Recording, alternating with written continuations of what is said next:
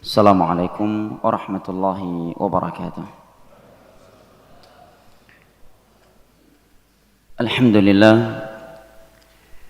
Alhamdulillahilladzi arsala rasulahu bil huda wa dinil haqq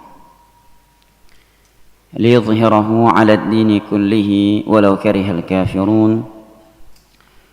Wa asyhadu an la ilaha illallah wahdahu la syarika lah iqraran bihi wa tauhidan.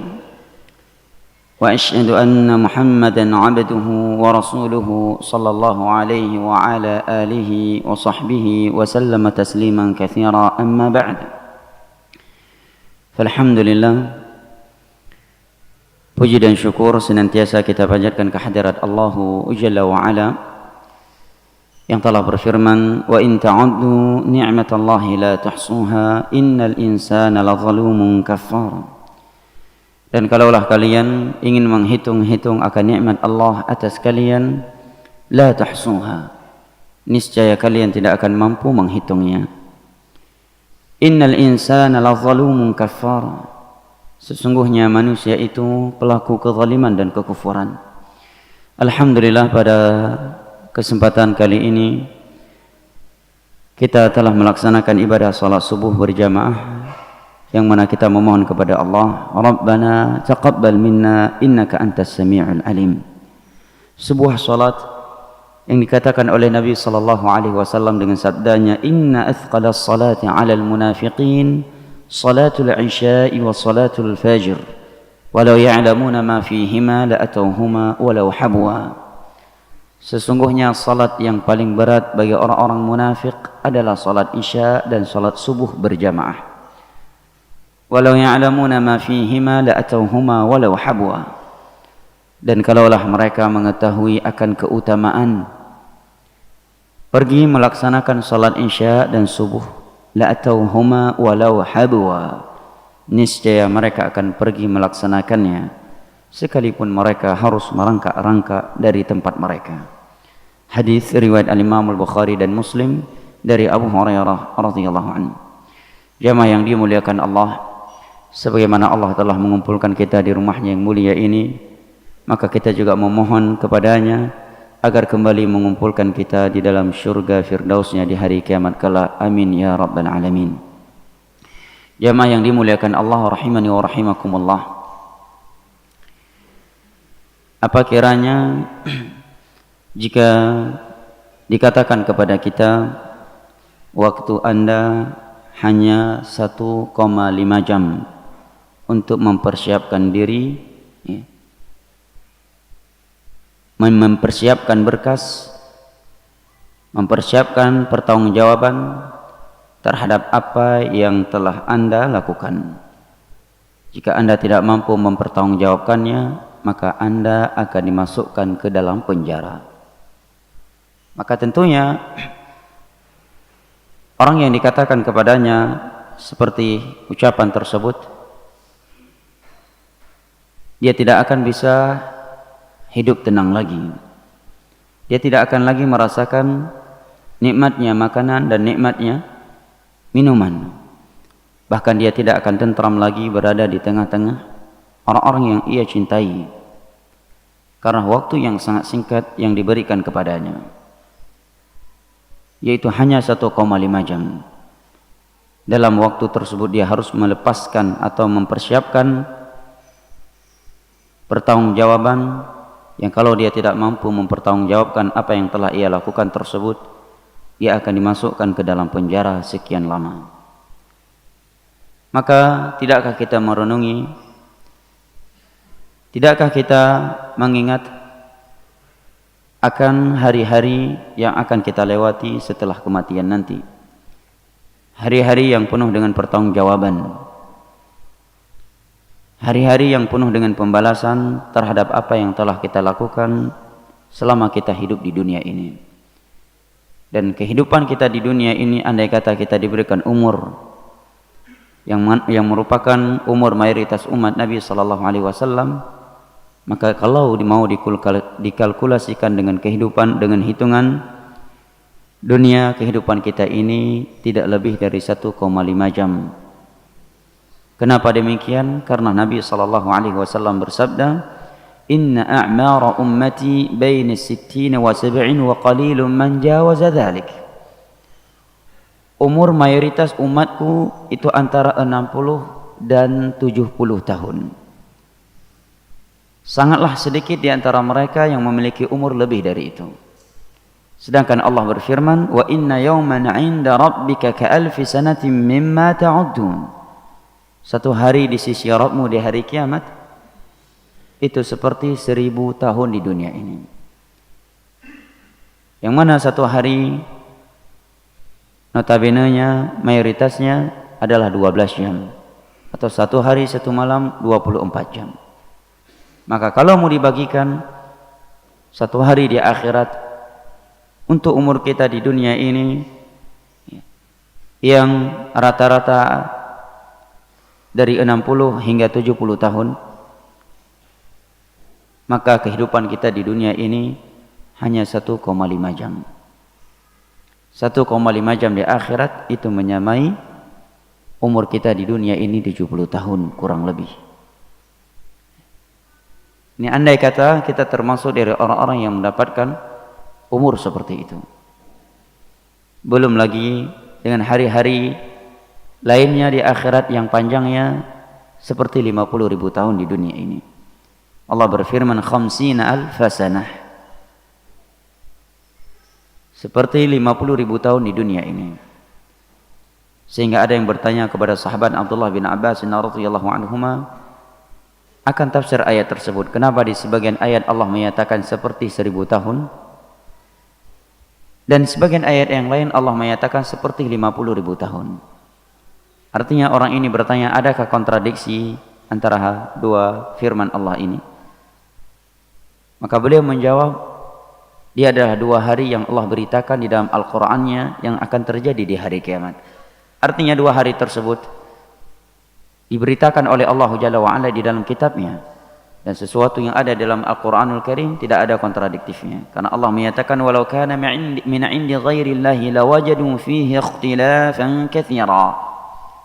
Kalaulah Al-Quran itu datangnya dari selain Allah, maka pastilah mereka akan mendapatkan banyak kontradiksi di dalamnya. Maka kita mengimani bahwa di hari kiamat ada sebagian hari yang panjangnya seperti 1000 tahun di dunia ini, dan sebagian hari yang lainnya seperti 50.000 tahun di dunia ini. Dan perjalanan kita masih sangatlah panjang. Dan Allah memberikan kepada kita kesempatan, andai kata kita memiliki umur panjang, kesempatan kita untuk menyelamatkan dan membebaskan diri kita dari neraka Allah dan meraih syurganya hanya 1,5 jam jemaah.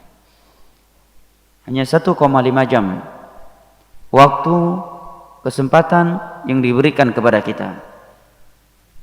Dengan waktu 1,5 jam inilah kita mengumpulkan bekal-bekal kita untuk menempuh perjalanan kita yang masih sangatlah panjang setelah kematian nanti. Dengan waktu 1,5 jam lah kita berusaha dan berjuang untuk membebaskan diri kita dari neraka Allah dan meraih syurganya. Oleh karena itu Allah Jalla wa'ala berfirman di dalam surat Al-Ankabut, afahasibatum annama khalaqnakum abathan wa annakum ilayna la turja'un. Apakah kalian mengira bahwa kami menciptakan kalian di dunia ini abatha, hanya untuk hal sia-sia, hanya untuk melampiaskan hawa nafsu belaka, hanya untuk mengejar karir semata, hanya untuk berhuru-hara, hanya untuk berfoya-foya semata. Wa annakum ilaina la turja'un, dan apakah kalian mengira bahwa kalian tidak akan dikembalikan kepada kami? Jamaah yang dimuliakan Allah rahimani wa rahimakumullah. Tentunya tidak ada seorang muslim pun, tidak ada seorang mukmin pun, sejauh apapun dia dari Allah, sebanyak apapun maksiatnya, sekeras apapun hatinya, tidak ada satupun dari mereka yang berkeyakinan demikian. Tidak ada seorang mukmin yang berkeyakinan bahwa dia diciptakan hanya untuk hal sia-sia dan bahwa dia tidak akan dikembalikan kepada Allah. Tetapi ayat ini berada di dalam kitabnya mereka. Tetapi pertanyaan Allah di atas berada di dalam kitab kita. Yang Allah katakan hudal lil muttaqin. Yang Allah katakan hudal linnas wa bayyinatin minal huda wal furqan. Apa makna jamaah? Maknanya ini sebagai istifham al-inkari. Karena istifham dalam Al-Quran itu ada dua. Ada istifham di dalam bahasa Arab itu ada dua. Al-istifham al-istikhbari dan al-istifham al-inkari at-tawbihi awil ibtali. Pertanyaan yang tujuannya ingin mengetahui jawabannya, dan ini tidak datang dari Allah karena Allah ala bikulli syai'in alim. Yang kedua adalah pertanyaan tetapi tujuannya pengingkaran. Ini terbagi menjadi dua, ada yang sifatnya ibtali, pengingkaran terhadap sesuatu yang tidak mungkin terjadi, atau at-tawbihi, terhadap perkara yang terjadi tetapi tidak diridhai oleh Allah. Nah, pertanyaan di dalam ayat di atas adalah pertanyaan yang kedua. Allah bertanya kepada kita bukan untuk mendapatkan jawaban, tetapi Allah bertanya kepada kita tujuannya adalah pengingkaran. Artinya Allah mengingkari anggapan seperti itu. Dan sebagaimana yang saya sebutkan di atas, bahwa keyakinan yang seperti itu tidak ada pada diri seorang mukmin. Itu hanyalah keyakinan orang-orang kafir yang mereka meyakini, beranggapan bahwa mereka diciptakan di dunia ini hanya untuk berfoya-foya dan bahwa mereka tidak akan dikembalikan kepada Allah. Tetapi ayat ini berada di dalam kitab kita. Ayat ini berada di dalam kitab kaum muslimin. Maksudnya jangan sampai kita berkeyakinan demikian. Karena ada sebagian kaum muslimin, sebagian kaum mukminin yang dia mengimani akan adanya kematian, yang dia mengimani bahwa dia diciptakan di dunia ini untuk beribadah kepada Allah. Dia mengimani akan adanya alam barzakh, dia mengimani akan adanya mahsyar, hari kebangkitan, hari dikumpulkan manusia kepada mahsyar, meyakini adanya mizan, adanya nashr suhuf, adanya hisab, adanya as-sirat, adanya al-qantarah, adanya al-araf, dan adanya syurga dan neraka, tetapi tingkah lakunya sehari-hari seakan-akan dia tidak mengimani hal tersebut. Perbuatannya sehari-hari, aktivitasnya, tingkah lakunya sehari-hari seakan-akan dia bukan seorang mukmin yang mengimani perkara-perkara di atas tadi. Maka Allah menegur dan mengingatkan kita, jangan sampai seperti itu.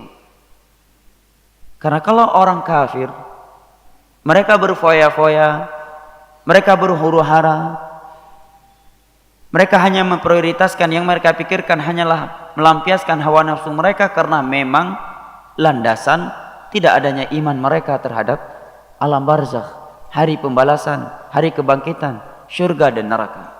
Adapun seorang mukmin tidak layak seperti itu, karena dia telah mengimani bahwa dia diciptakan ke dunia ini untuk menyembah Allah Subhanahu wa taala. Wa ma khalaqtul jinna wal insa illa liya'budun. Dia mengimani adanya alam barzakh, yang mana di dalamnya dia akan mendapatkan nikmat atau akan merasakan azab sesuai dengan perbuatan yang telah ia lakukan ketika dia di dunia. Dan dia mengimani perjalanan-perjalanan yang masih sangat panjang yang akan dia tempuh setelah itu di hari kiamat nanti. Maka Allah mengingatkan kita, afa hasibtum annama khalaqnakum abatha wa annakum ilaina la turja'un. Apakah kalian mengira bahwa kami menciptakan kalian itu abatha, sia-sia, hanya untuk berfoya-foya, untuk berhuru-hara, hanya sekadar untuk mengejar karir, hanya sekadar untuk melampiaskan hawa nafsu? Wa annakum ilaina la turja'un, dan bahwa kalian tidak akan dikembalikan kepada kami. Ini pengingkaran dari Allah Subhanahu wa taala terhadap keyakinan yang seperti itu. Maka ini juga pengingkaran dari Allah Subhanahu wa taala terhadap orang-orang yang tingkah lakunya, yang perbuatannya sehari-hari mengesankan seakan-akan dia tidak meyakini akan adanya alam barzakh. Tingkah lakunya sehari-hari mengesankan seakan-akan tidak akan ada hari kebangkitan. Tingkah lakunya sehari-hari mengesankan seakan-akan tidak ada padang mahsyar. Tidak akan ada hisab. Tingkah lakunya sehari-hari mengesankan seakan-akan tidak ada mizan. Di hari kiamat tidak akan ada as-sirat. Tingkah lakunya sehari-hari di dunia ini mengesankan seakan-akan dia tidak mengimani adanya al-qantarah, tempat penegakan qisas di hari kiamat kelak. Tingkah lakunya sehari-hari di dunia ini mengesankan seakan-akan dia tidak mengimani adanya syurga dan neraka. Jamaah yang dimuliakan Allah, rahimani wa rahimakumullah. Di dalam surat An-Nisa, Allah Jalla wa Ala mengingatkan kita dengan firman-Nya, "Aynama takunu yudrikumul maut walau kuntum fi burujin musyayyadah." Dimanapun kalian berada, kematian itu akan mendapati kalian. Sekalipun kalian berlindung, bersembunyi di belakang benteng yang sangat kokoh. Di dunia ini, saat ini, boleh ada orang yang memiliki baju anti peluru, rumah anti petir, rumah anti gempa bumi, mobil anti bom, anti peluru, memiliki pasukan-pasukan elit yang akan menjaga dia dari serangan lawan dan musuh. Tetapi siapakah yang mampu memiliki rumah, mobil, pasukan atau baju yang anti malaikat maut? Siapakah yang mampu memiliki pakaian, rumah, kendaraan yang anti malaikat maut, jamaah? Tidak ada yang mampu memilikinya.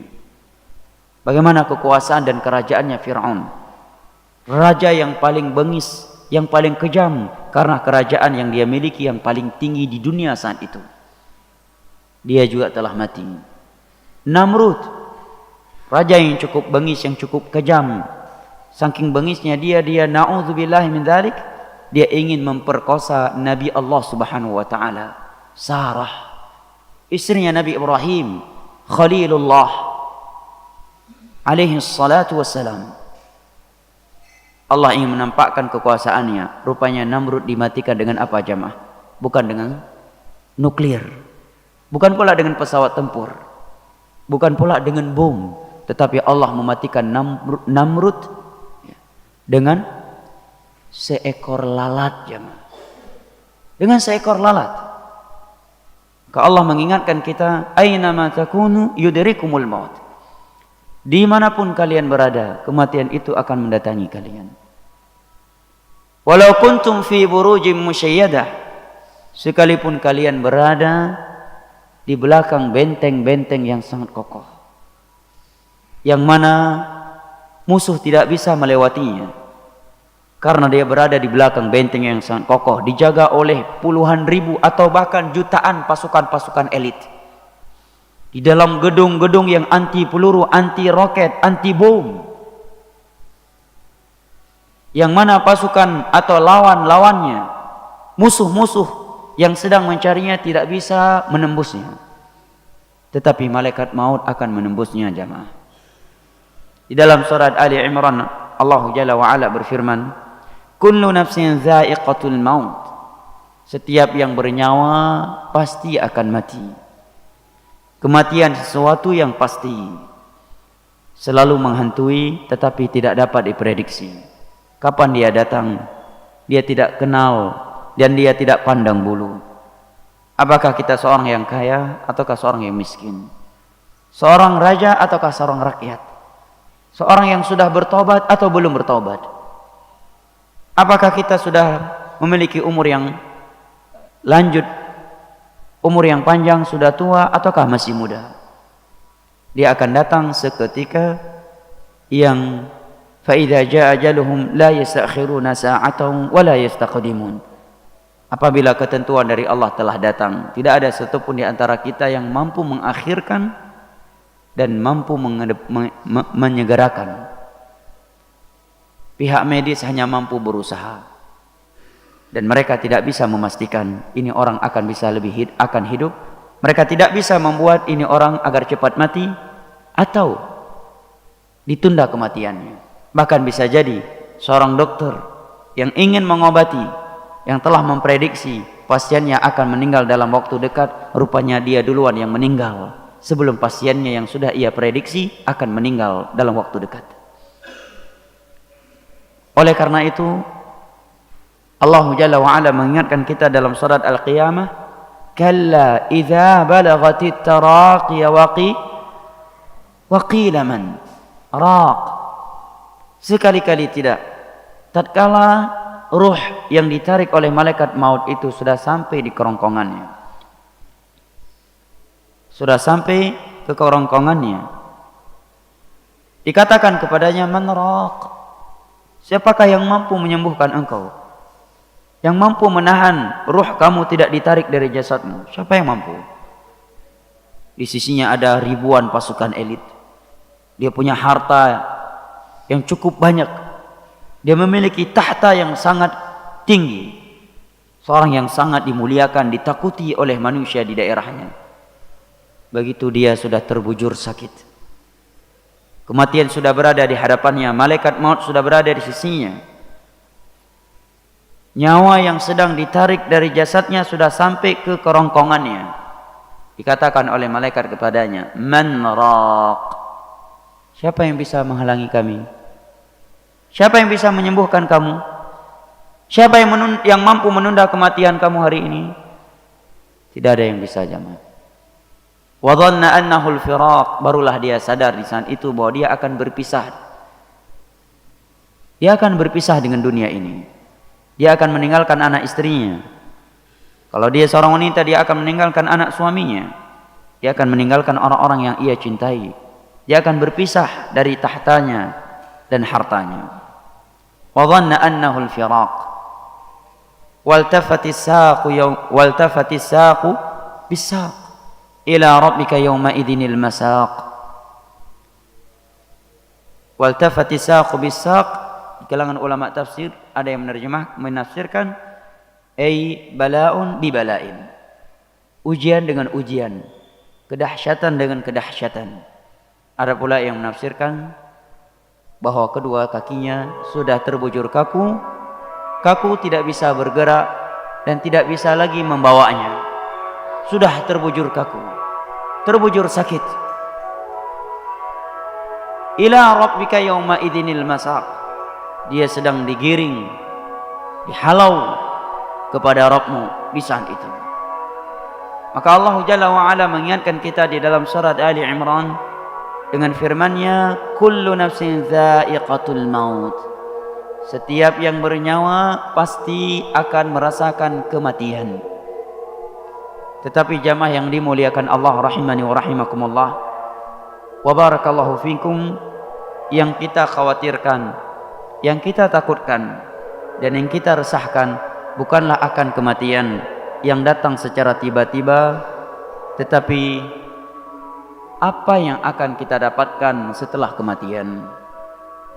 Sudah siapkah kita berada di alam barzakh yang bisa jadi kita di dalamnya 1000 tahun lebih ataukah kurang, yang mana kita di dalamnya hanya mendapatkan nikmat atau merasakan azab? Tidak ada kemungkinan yang ketiga. Di dalamnya kita tidak ada kesempatan lagi untuk bertaubat, tidak ada kesempatan lagi untuk beramal, dan tidak lagi bermanfaat akan penyesalan. Perjalanan yang masih sangat panjang. Maka Allah berfirman, wa innama tuwaffawna ujurakum yaumal qiyamah, dan hanyalah pada hari kiamat kalian akan mendapatkan balasan-balasan atas perbuatan kalian di dunia ini.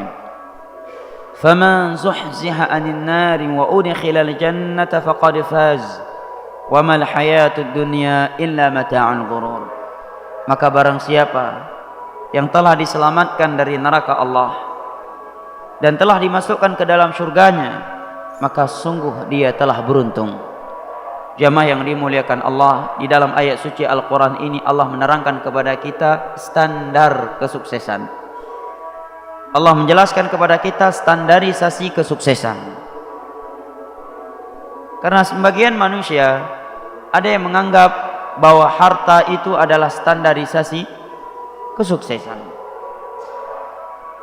Sebagian yang lainnya ada yang menganggap bahwa tahta adalah standarisasi kesuksesan. Dan ada pula yang menyangka bahwa standarisasi kesuksesan itu adalah popularitas, adalah nama baik. Maka barang siapa yang menyangka bahwa harta adalah standarisasi kesuksesan, maka akhir perjalanan Qarun sebaik-baik pelajaran untuknya.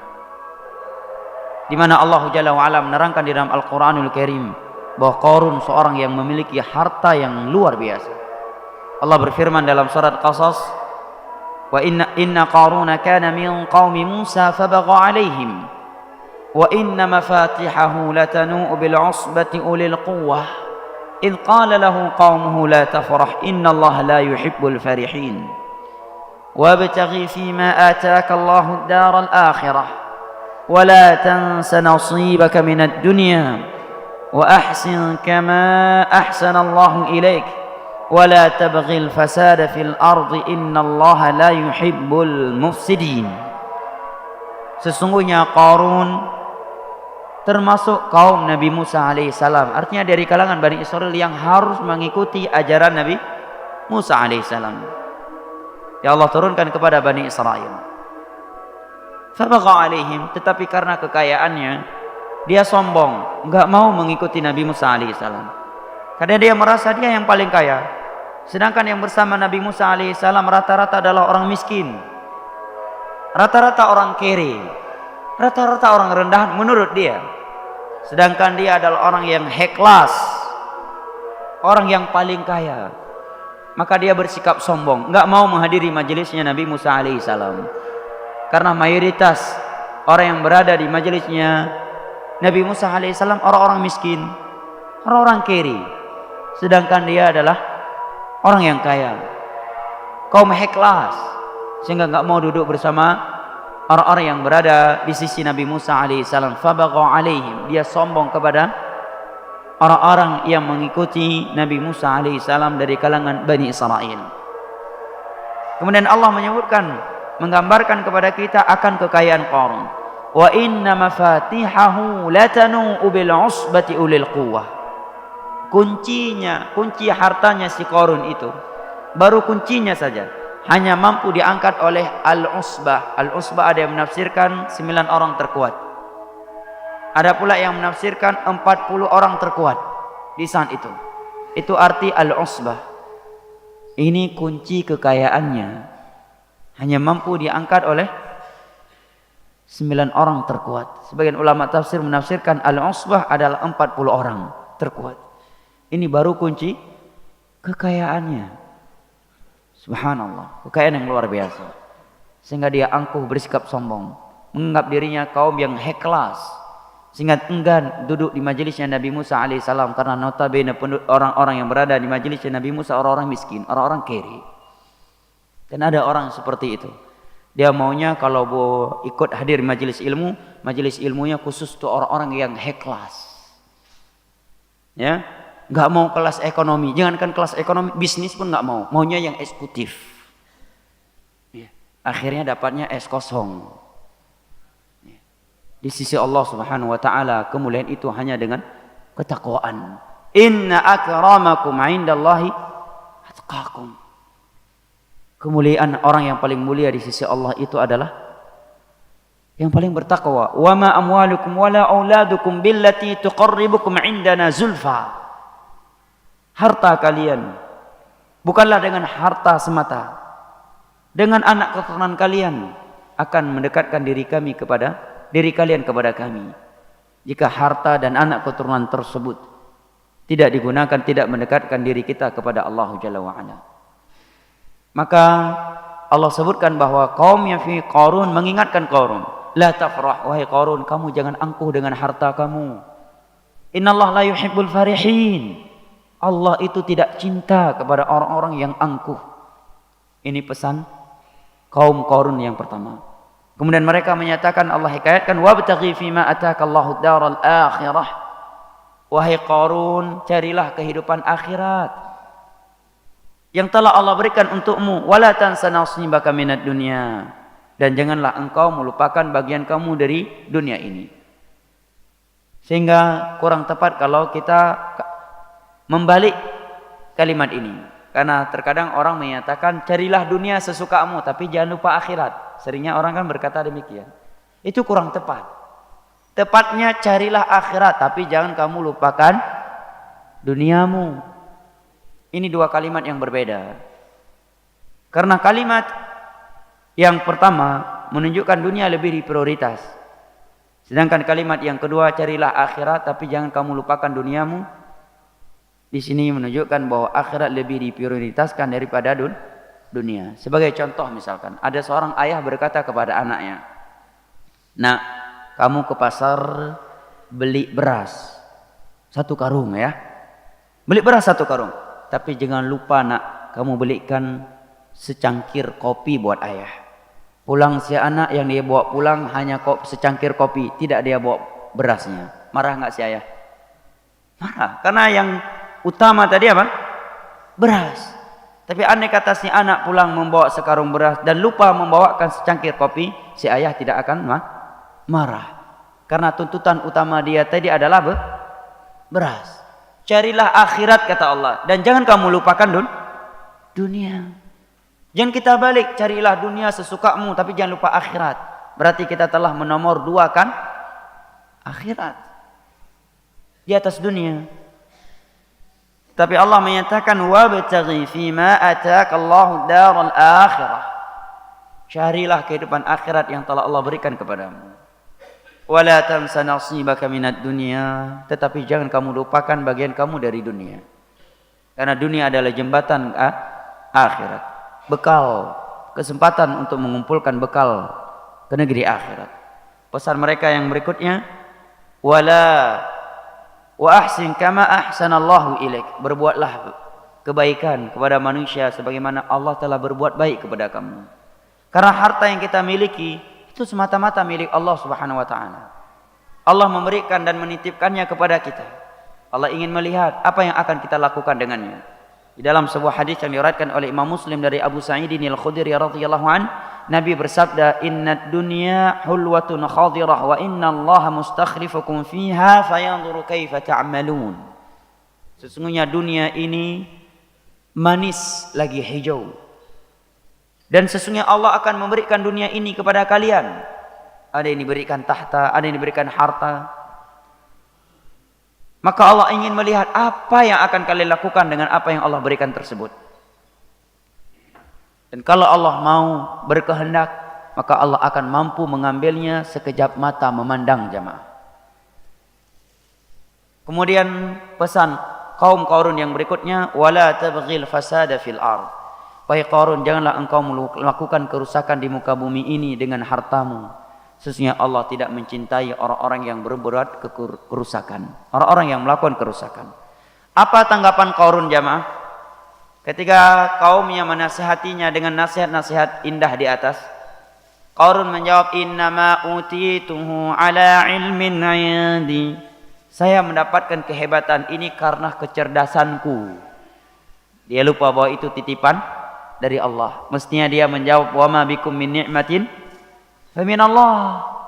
Tetapi malah dia menjawab, ini karena kecerdasanku, karena ilmuku. Karena memang ada sebagian orang yang sombong seperti itu. Kalau kamu mau kaya seperti saya, Dek, kamu harus cerdas seperti saya, Dek. Sombong. Kalau kamu mau hebat seperti saya, kamu harus mengikuti saya. Harus belajar, harus berilmu seperti saya, harus rajin seperti saya, harus hebat seperti saya. Dia lupa akan firman Allah, wa ma bikum min ni'matin famin Allah. Seluruh nikmat yang ada itu hanya dari Allah. Wa ma tasyauna illa an yasha Allahu rabbul alamin.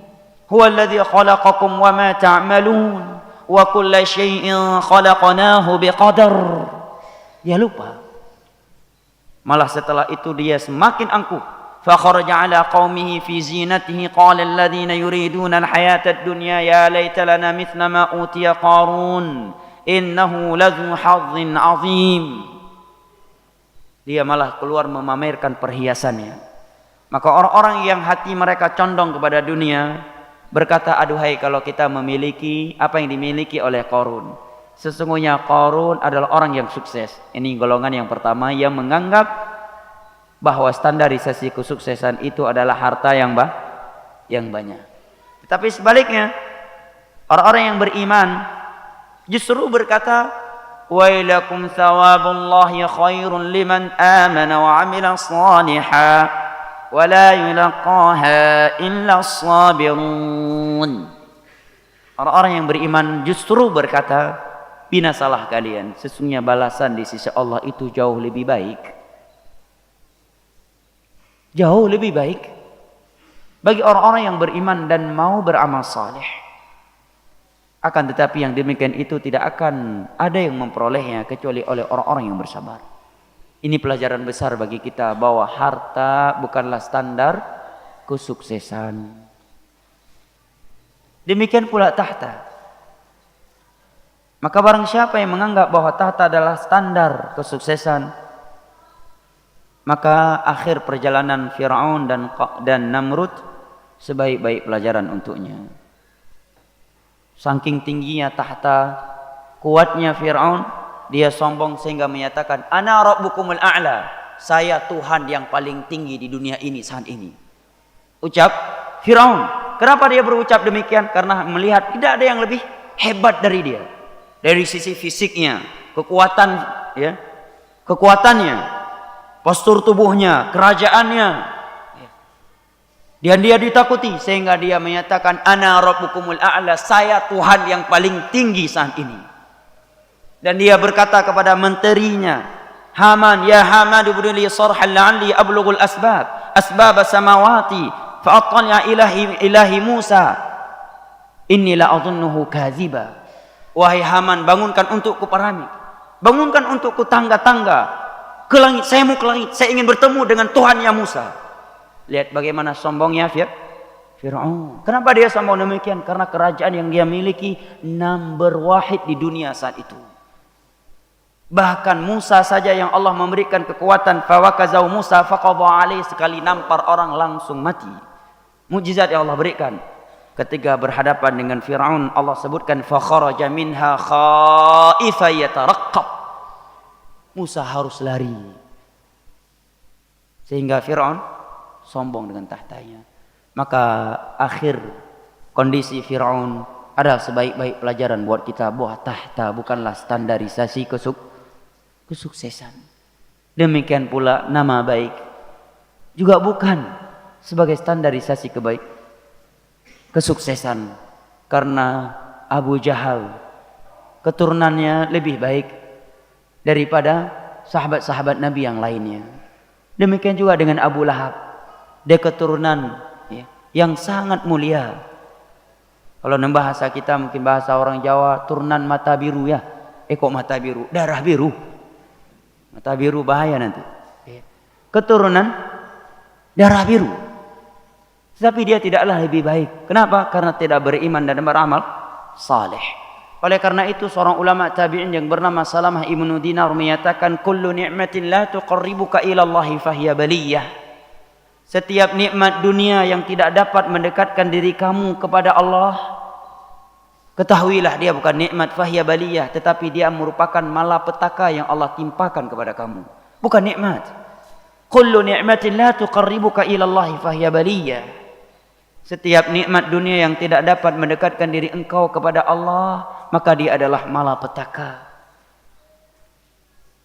Tetapi standar kesuksesan itu, kata Allah, faman zuhziha 'anil nar wa udkhilal jannata faqad faz, adalah orang yang telah divonis selamat dari neraka dan telah dimasukkan ke dalam syurga. Di dalam ayat yang lain dalam surat Al-Ahzab, Allah berfirman, wa man yuti'illaha wa rasulahu faqad faza fawzan 'azima. Dan barang siapa yang senantiasa taat kepada Allah dan Rasulnya, maka sungguh dia telah memperoleh kesuksesan yang sangat besar. Itulah standarisasi kesuksesan menurut kitab suci kita Al-Quranul Karim, menurut Allah Subhanahu wa ta'ala Rabbul Alamin. Dan jamaah yang dimuliakan Allah Jalla wa Ala, perjalanan kita setelah kematian itu masih jauh lebih panjang daripada perjalanan yang telah kita tempuh sebelumnya. Karena Allah berfirman di dalam surat Al-Mu'minun, hatta idza jaa ahaduhumul maut qala rabbi irji'un la'alli a'malu salihan fima tarak kalla innaha kalimatun huwa qailuha wa min waraihim barzakhun ila yaumi yub'atsun. Tatkala kematian telah mendatangi salah satu di antara mereka, dia menyatakan, ya Allah, kembalikan aku, tundalah akan kematianku. Aku ingin melakukan amalan-amalan yang dahulunya aku tidak melakukannya. Maka Allah menyatakan, kalla, sekali-kali tidak. Innaha kalimatun huwa qailuha. Itu adalah ucapan yang dia ucapkan saja. Apa maksudnya? Maksudnya Allah terangkan dalam surat Al-A'raf, walau ruddu la'adu lima nuhu an. Andai kata dia dikembalikan lagi ke dunia, dia akan kembali mengulangi pelanggaran-pelanggaran syariat yang telah ia lakukan tersebut. Wa min waraihim barzakhun ila yaumi yub'atsun. Setelah itu akan ada alam barzakh. Mereka berada di dalamnya sampai datang hari kebangkitan. Kita di dalam kuburan jamaah yang dimuliakan Allah sampai datang hari kiamat. Sampai datang hari kebangkitan. Berapa lama? Wallahu alam. Bisa jadi 1000 tahun, bisa jadi lebih. Dan kita di dalamnya hanya satu dari dua kondisi. Hanya dengan satu dari dua kondisi. Dapat azab atau dapat nikmat. Tidak ada kemungkinan yang ketiga, jamaah. Fir'aun dan bala tentaranya dari semenjak Allah matikan berada di dalam api, dibakar oleh api oleh Allah di dalam arzam barzahnya sampai tegaknya hari kiamat. An-naru yu'raduna 'alaiha ghuduwan wa 'ashiyya wa yaumal qiyamati adkhilu ala fir'auna asyaddal azab. Siang dan malam kuburan Fir'aun dan bala tentaranya, alam barzah mereka dipenuhi oleh api. Dan pada hari kiamat masukkanlah Fir'aun dan bala tentaranya kepada azab yang sangat pedih. Di dalam beberapa hadis Nabi menyebutkan di antara bentuk azab di alam barzah, mereka orang-orang yang suka memakan harta haram ketika di dunia, perut mereka Allah isikan kalajengking dan ular-ular. Dan perut mereka sebesar rumah-rumah yang ada di dunia ini. Ketika Nabi dimi'rajkan, diperlihatkan demikian. Ada pula di antara mereka yang dirobek mulutnya oleh Allah Subhanahu wa taala. Ada pula di antara mereka yang dipukul oleh malaikat dengan palu yang ada di tangannya sehingga hancur seluruh tulangnya, kemudian dikumpulkan kembali, kemudian dipukul kembali, sehingga setiap harinya dia berkata, ya Allah, jangan engkau tegakkan hari kiamat, karena dia tahu kalau di saat ini saja dia sudah disiksa, maka di hari kiamat akan lebih lagi tersiksa. Oleh karena itu Utsman bin Affan radhiyallahu anhu ketika datang ke kuburan, ke alam barzah, ke pemakaman kuburan, beliau menangis luar biasa, sehingga murid-muridnya menyatakan, wahai Utsman, kami tidak melihat engkau menangis seperti ini ketika engkau mendengar pembahasan syurga dan neraka. Kenapa ketika engkau melihat kuburan engkau bisa menangis seperti ini? Maka beliau menjawab, laqad sami'tu Rasulullah sallallahu alaihi wasallam yaqul, inna hadhihi al-qubur awwalu manazil al-akhirah fa in naja minha fama ba'dahu aisaru min. Aku mendengar Rasulullah telah bersabda, sesungguhnya alam barzah ini jenjang akhirat yang pertama. Jika dia telah lulus dalam alam barzah, maka yang datang setelah alam barzah akan lebih mudah untuknya. Maka Nabi menyatakan, ma ra'aitu manzaran afdha' min hadhihi. Sungguh aku tidak pernah melihat pemandangan yang lebih mengerikan daripada pemakaman. Maka disebutkan dalam beberapa riwayat, terkadang Nabi di sepertiga akhir malam setelah salat tahajud, beliau keluar dari rumahnya menuju ke Baqi, ingin melihat kuburan agar mengingat akan kematian. Agar mengingat akan kematian sehingga membangkitkan semangat beribadah dan memutuskan angan-angan terhadap dunia yang semu lagi menipu ini. Di sepertiga akhir malam beliau keluar dari rumahnya ke Baqi, ingin melihat pemandangan-pemandangan yang mengerikan tersebut. Sebagian kita ketika di dalam pemakaman justru ketawa dan ketiwi. Sebagian kita ketika mengantar jenazah ke pemakaman justru dia bercanda dengan kawan-kawannya. Mestinya dia merenungi bahwa orang yang sedang dimasukkan ke dalam liang kubur saat ini, bahwa dia akan menyusul setelah itu. Dia juga calon-calon mayat yang akan dimasukkan ke tempat yang sama.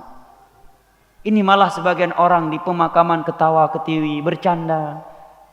Sesama mereka bersunda gurau seakan-akan dia sedang berada di atas meja restoran. Seakan-akan dia sedang berada di dalam diskotik. Seakan-akan dia berada di dalam tempat-tempat hiburan. Tempat yang berhuru-hara. Padahal dia berada di sebuah tempat yang kata Nabi afdha'. Tempat yang tidaklah aku pernah melihat sebuah pemandangan yang lebih mengerikan daripada kuburan-kuburan ini. Yang mana Nabi SAW bersabda, Inna hadhil qumura awwalun manazilil akhirah, famin naja minha fama ba'dahu aisaru min. Sesungguhnya alam barzah ini, kuburan ini jenjang akhirat yang pertama. Jika dia telah selamat di alam barzah, yang datang setelahnya akan jauh lebih mudah. Oleh karena itu Nabi menganjurkan, memberikan petunjuk kepada kita, kalau kita masuk kuburan tidak boleh memakai sendal. Penghormatan kepada kaum muslimin yang ada di dalam kuburan. Beliau anjurkan kita untuk membacakan Assalamualaikum ahlad diyar wa inna insyaallah bikum lahiqun yaghfirullahu lana wa lakum wa inna insyaallah bikum lahiqun. Keselamatan bagi kalian wahai penduduk alam barzah. Semoga Allah mengampuni dosa-dosa kami dan dosa-dosa kalian, dan kami insya Allah akan menyusul kalian.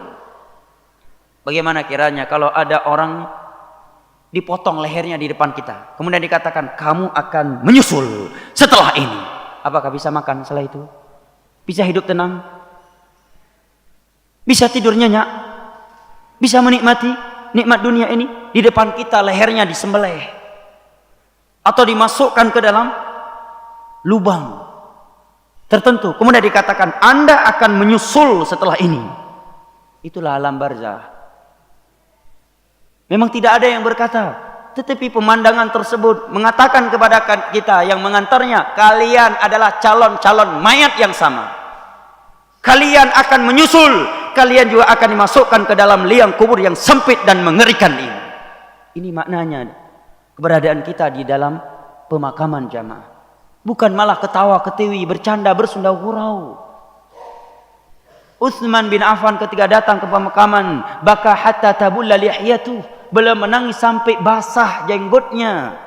Padahal beliau adalah Amirul Mukminin. Beliau telah menikahi dua putrinya Nabi, sehingga beliau diberi laqab dengan Dzun-Nurain, orang yang memiliki dua cahaya, karena telah memiliki dua cahaya dari Nabi SAW, kedua putri beliau.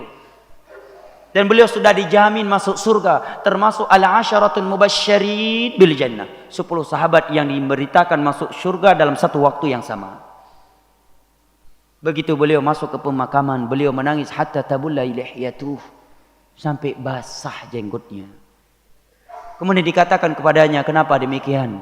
Maka beliau menjawab, karena ini jenjang akhirat yang pertama. Kalau di sini kita sudah lulus, maka setelah alam kubur kita akan lebih mudah lagi. Setelah alam kubur jamaah, masih banyak lagi perjalanan yang akan kita tempuh. Akan ada hari kiamat, akan ada hari kebangkitan dan padang mahsyar. Tahukah kita bagaimana kondisi kita di padang mahsyar jamaah? Rasulullah bersabda, yuhsyarun nasu hufatan uratan ghurla, manusia dalam keadaan tidak berpakaian sehelai benang pun. Tidak disunat, mereka tidak dikhitan dan tidak beralas kaki. Sehingga Aisyah bertanya, ar-rijalu wan nisa, ya Rasulullah, kondisi yang demikian itu, lelaki dan wanitanya dari semenjak Nabi Adam sampai hari kiamat, lelaki dan wanita dikumpulkan dalam keadaan tidak berpakaian sehelai benang pun. Tidakkah akan membuat kaum lelaki melihat kepada aurat wanita, dan kaum wanita akan melihat kepada aurat lelaki? Pertanyaan yang manusiawi dari Aisyah. Pertanyaan yang manusiawi, karena namanya manusia, Allah ciptakan lelakinya condong kepada wanita, wanita memiliki condongan kepada kaum lelaki, ada syahwat. Maka Aisyah bertanya ketika mendengar bahwa manusia di padang mahsyar Allah kumpulkan tidak berpakaian sehelai benang pun. Seluruh manusia yang pernah hidup di muka bumi ini dikumpulkan di tempat yang sama, kal farashil mabthuth, seperti hewan-hewan kecil yang bertebaran, saking banyaknya, saking berdesak-desakan. Maka Nabi menjawab, ya Aisyah, al-amru min asyaddu min dzalik. Wahai Aisyah, kondisi hari padang mahsyar sangat genting, sangat mengerikan sehingga mereka tidak lagi memikirkan hal-hal yang seperti itu. Hadis riwayat Imam Al-Bukhari dan Muslim dari Aisyah. Hadis riwayat Imam Al-Bukhari dari Aisyah radhiyallahu anha. Dalam hadis yang diriwayatkan Imam Muslim dari Miqdad ibn al-Aswad radhiyallahu anhu, Nabi menyatakan tudna syamsu minan nasi qadral mil. Di padang mahsyar matahari itu didekatkan dari manusia sejarak 1 mil, jemaah. Sejarak 1 mil, tidak ada bangunan yang meneduhkan kita. Tidak ada tempat yang menaungi kita selain naungan Allah. 1 mil jaraknya dari kepala kita, jemaah. Yang di dunia saja sekarang disebutkan berapa mil matahari dari muka bumi? Berapa? 150 juta. 150 juta kilometer itu dari bumi, bukan dari kepala kita. Ini Allah sebutkan di hari kiamat. Matahari itu jaraknya dari manusia sejarak 1 mil. Sehingga kata Nabi, fayakunun nasu fil araq biqadri a'malihim. Manusia di saat itu berkeringat sesuai dengan amalan yang mereka lakukan di dunia. Faminhum man yakunu ila ka'bih, sebagian mereka ada yang keringatnya sudah sampai di kedua mata kakinya. Wa minhum man yakunu ila rukbatih, sebagian mereka ada yang keringatnya sudah sampai di kedua lututnya.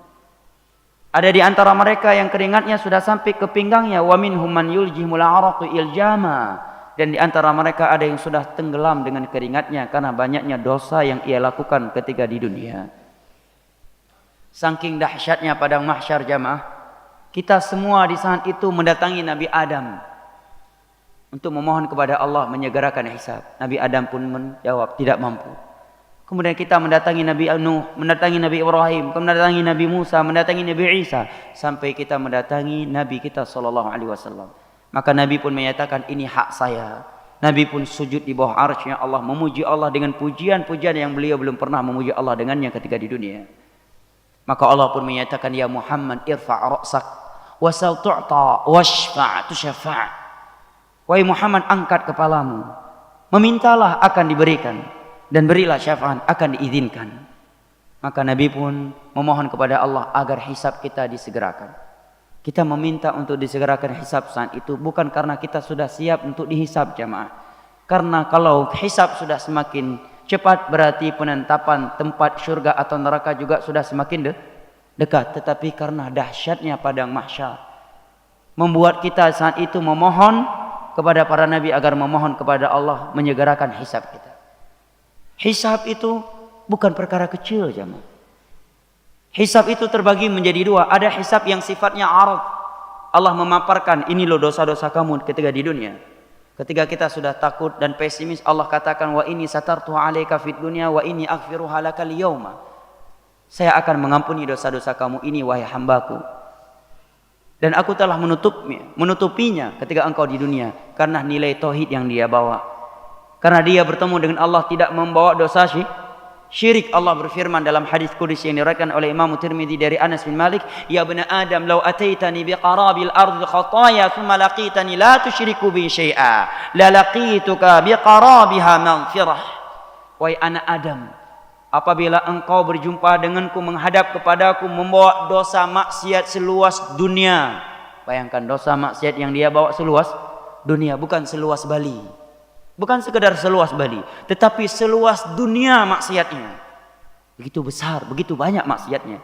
Tetapi engkau menghadap kepadaku tidak membawa dosa syirik. Dia mati telah bertobat dari seluruh perbuatan syirik yang pernah ia lakukan. Tidak pernah menyekutukan Allah.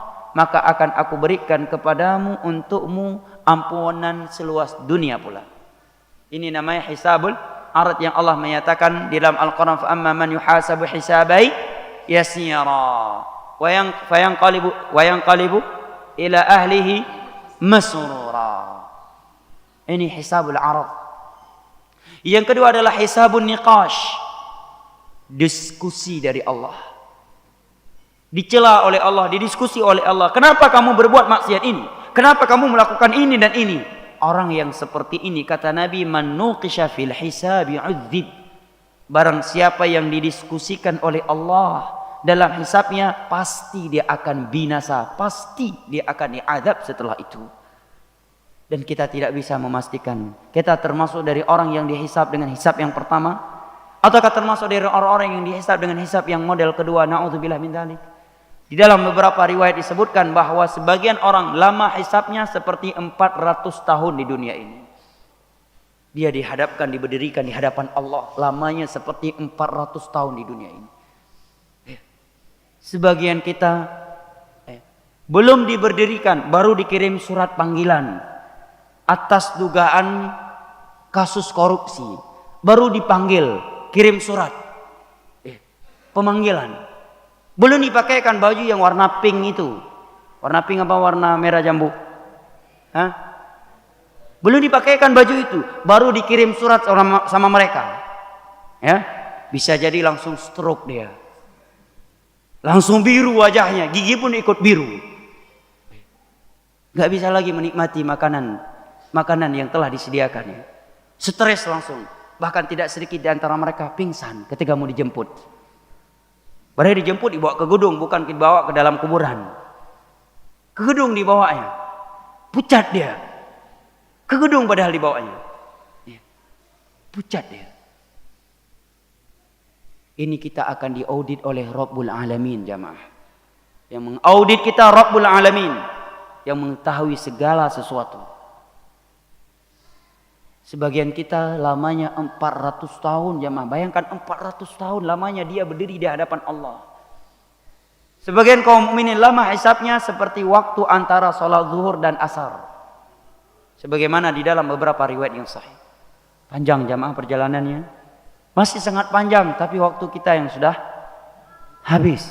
Namun saya ringkas bahwa setelah hisab akan ada perintah untuk mengambil as-suhuf, lembaran-lembaran yang telah mencatat, yang di dalamnya sudah tercatat seluruh perbuatan kita dari semenjak kita berumur balik sampai mati.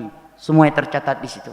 Fa may ya'mal mithqala dzarratin khairan yarah wa may ya'mal mithqala dzarratin syarran yarah. Wa qalu ma li hadzal kitabi la yughadiru saghiratan wala kabiratan illa ahsaha wa wajadu ma 'amilu hadira wa la yadhlimu rabbuka ahada. Setelah itu kalau dia mengambil dari dengan tangan kanannya, dari sebelah kanannya, maka dia akan menjadi golongan yang akan bahagia. Fa amma man utiya kitabahu bi yaminihi fayaqulu wa yaqulu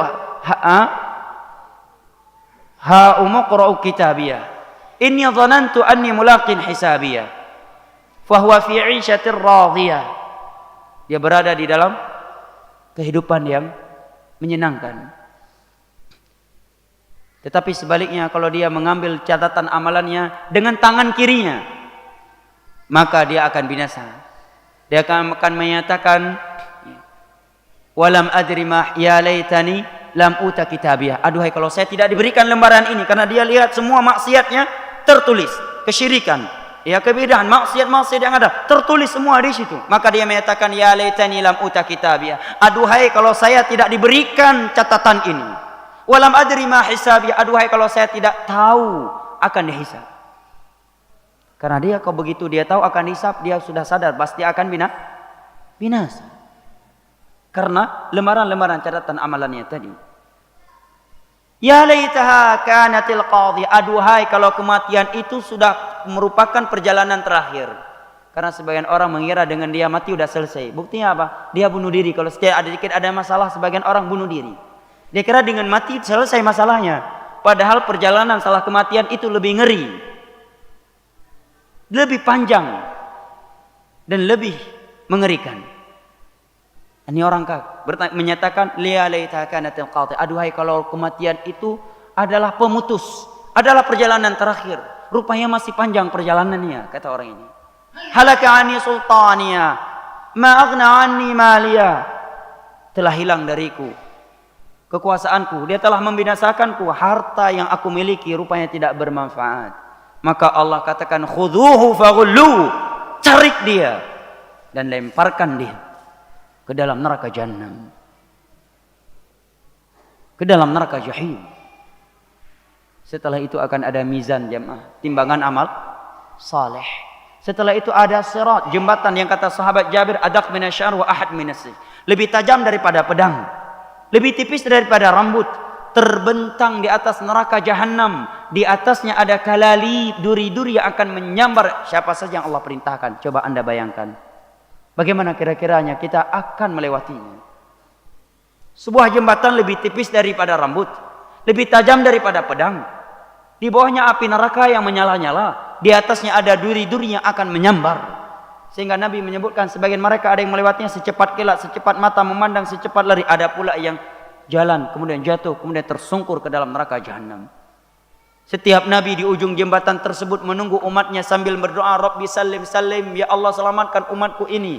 Tetapi kata Nabi, tajri bihim a'maluhum, hanya amalan mereka yang bisa membuat mereka melewati jembatan tersebut. Wa in minkum illa wariduha kana ala rabbika hatman maqdiyya, thumma nunajjil ladzina taqaw wa nadharu adh-dhalimina fiha jithiya. Setelah asyirat apakah sudah selesai jamaah? Belum. Masih ada al-qantarah. Apa itu qantarah? Tempat penegakan qisas. Al-qantarah sebagian ulama menyatakan dia ujung daripada as-sirat, ada yang menyatakan dia tempat yang lain. Qisas di sana itu akan ditegakkan, tetapi kita membayarnya dengan pahala ibadah kita. Akan kita berikan kepada orang-orang yang pernah menjadi korban kezaliman kita.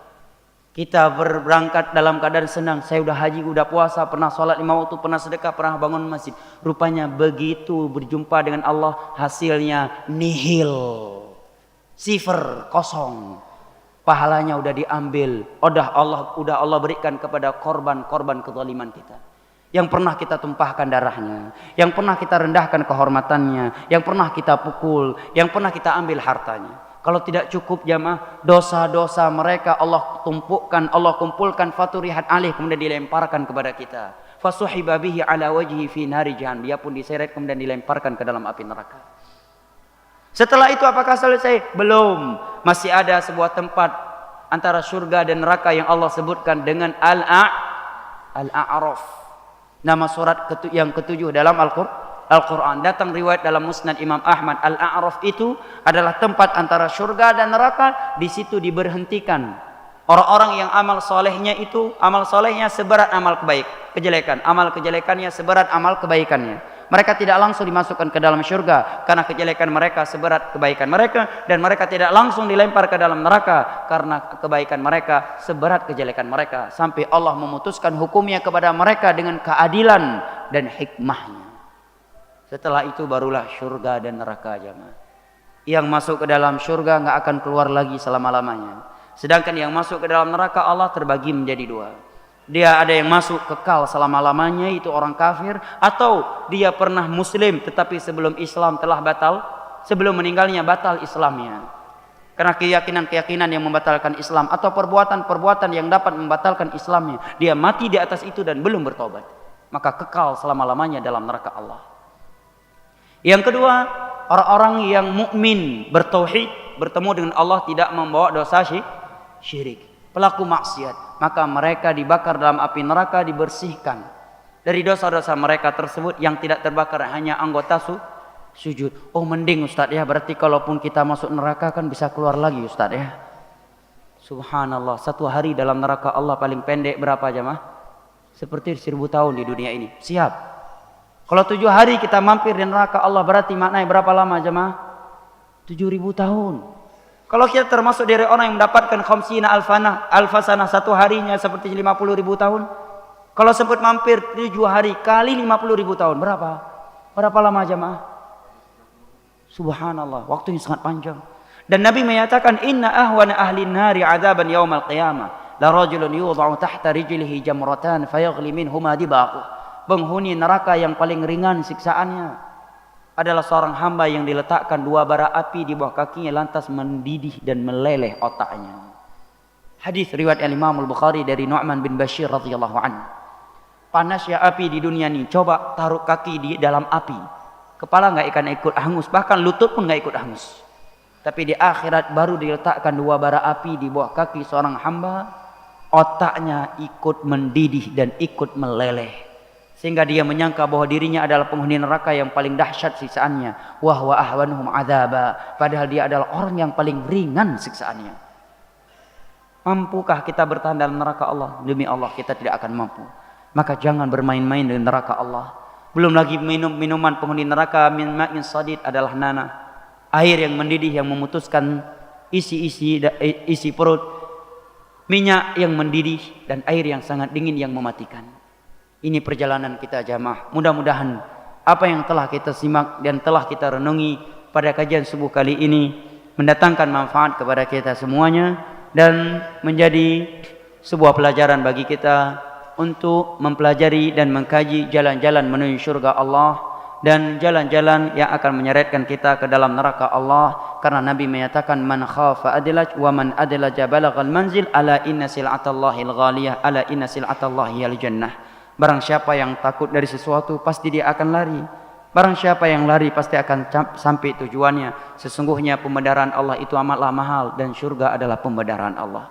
Saya kira sampai di sini kita memohon kepada Allah yang telah mengumpulkan kita di rumahnya yang mulia ini agar kembali mengumpulkan kita di dalam surga firdausnya di hari kiamat kelak. Amin ya rabbal alamin.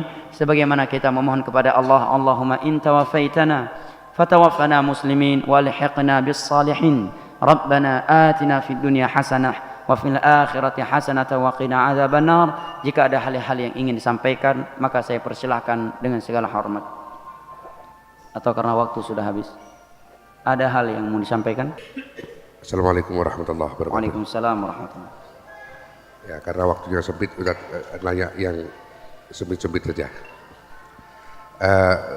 Ustaz, sebagaimana tadi Ustaz sampaikan bahwa dalam Al-Quran itu tidak ada satupun ayat yang bertentangan dengan ayat yang lain. Ya. Yang? Tidak ada. Di dalam Al-Quran tidak ada ayat yang bertentangan, dan itu sebagai orang mukmin kita harus yakin. Ya. Maka supaya kita tidak terjebak kepada pemahaman ya yang ayat satu dengan ayat yang lain seakan-akan berbeda, ya. Maka kita kan harus mempelajari, karena kalau hanya dari terjemah saja kadang-kadang ada terjadi seperti itu. Misalnya sebagaimana Ustaz sampaikan tadi, misalnya wa ma tasyauna illa ayyasha Allahu rabbul alamin. Kalau itu seakan-akan manusia ini seperti wayang, jadi ada yang memahami seperti itu, Ustaz. Di sisi lain, kalau innallaha la yughayyiru ma biqaumin hatta yughayyiru ma bi anfusihim, seakan-akan manusia itu dominan gitu ya. Ya, untuk memahami ayat seperti ini yang seakan-akan gitu Ustaz ya. Seakan-akan itu berbeda, mohon dijelaskan supaya kita tidak terjebak kepada pemahaman yang salah sehingga mengatakan oh ternyata di dalam Al-Quran ada perbedaan. Ini mohon dijelaskan Ustaz. Terima kasih. Yang pertama, bahwa kita jangan pernah ragu dari apa yang ahlan barakallahu fiik, Allah yahfadhak. Dan Allah Subhanahu wa taala telah menyatakan dalam Al-Quran, walau kana min indi ghairillahi lawajadu fihi ikhtilafan katsira. Ini jangan pernah pudar bahwa kalaulah Al-Quran itu datang dari selain Allah pasti di dalamnya ada kontradiksi. Wa man asdaqu minallahi haditha wa man asdaqu minallahi qila. Pasti tidak ada kontradiksi di dalam Al-Quran. Andai kata kita menilainya ada, maka karena pemahaman kita yang lemah. Terkait pertanyaan tadi, ini masuknya ke dalam pembahasan takdir. Dalam pembahasan takdir, ya, di dalam pembahasan takdir, ringkasnya karena waktu yang terbatas, sebaik-baik contoh dalam memahami takdir, mengimani bab takdir adalah Nabi kita sallallahu alaihi wasallam dan para sahabatnya, kemudian para tabi'in dan tabi'ut tabi'in. Bagaimana mereka memahami takdir? Mereka tidak pernah memikirkan takdir, tetapi mereka mengimani. Bab takdir jangan pernah dipikirkan, pasti kita akan sesat, bahkan naudzubillah bisa murtad. Kalau kita pikir-pikirkan, karena secara logika nggak mampu kita pikirkan. Oleh karenanya dalam bab al-ghaib Allah menyatakan alladzina yu'minuna bil ghaib, bukan alladzina yatafakkaruna bil ghaib. Tapi dalam bab ayat kauniyah Allah menyatakan wa yatafakkaruna fi khalqis samawati wal ardh. Dalam bab al-ghaib bukan yatafakkarun, alladzina yu'minun. Allah katakan bukan alladzina yatafakkaruna fil ghaib. Ini yang pertama. Yang kedua, mereka nabi, para sahabat, para tabi'in dan tabi'ut tabi'in, mereka menerima berita Allah bahwa kehendak kalian itu di bawah kehendak Allah. Mereka menerima firman Allah, alladzi khalaqakum wa ma ta'malun wa kulla syai'in khalaqnahu biqadar wa ma tasyauna illa ayyasha Allah rabbul alamin. Innama amru idza arada li syai'in an yaqula lahu kun fayakun. Mereka menerimanya. Tidak pernah mereka berkata, "Loh, kita kan punya keinginan juga ya Rasulullah." Mereka aslim. Wa antum muslimun. Kedua, mereka tidak menabrakkan antara takdir dengan syariat. Bahkan ketika Nabi memberitakan bahwa seluruh yang ada di dunia ini sudah dipastikan dia di surga atau neraka. Ketika para sahabat bertanya, "Ya Rasulullah, afala nada'ul amal wa nattakilu 'alal qadar?" Kalau demikian kita enggak perlu beramal lagi ya Rasulullah. Kita tunggu aja takdir. Kita serahkan aja ke takdir. Maka Nabi menyatakan, "Bali'malu fakullun muyassarun lima khuliqalah." Tetaplah kalian beramal. Setiap orang itu akan dimudahkan untuk apa dia diciptakan. Nabi beriman tentang takdir. Para sahabat beriman tentang takdir. Dan mereka tidak bingung tentang takdir. Kenapa kita bisa bingung? Karena kita tidak mengimani tentang takdir sebagaimana iman kita. Mereka, kalau kita mengikuti jalur mereka, pasti tidak akan bingung. Bagaimana? Ya udah, bab takdir imani sebagaimana yang Allah beritakan. Bab syariat, bab perintah dan larangan, lakukan. Kenapa? Karena Allah pula yang memerintahkannya. Tapi Ustadz, saya nggak bisa pikir, nggak sanggup pikir. Takdir diimani, tapi perintah syariat juga dilakukan, nggak bertabrakan. Saya nggak sanggup pikir, memang nggak dipikirin. Bab takdir itu diimani, bukan dipikirin. Kapan kita mulai berpikir tentang takdir, di situ akan masuk, ya akan terbuka pintu-pintu kemurtadan. Jangankan bab takdir, bab syariat saja.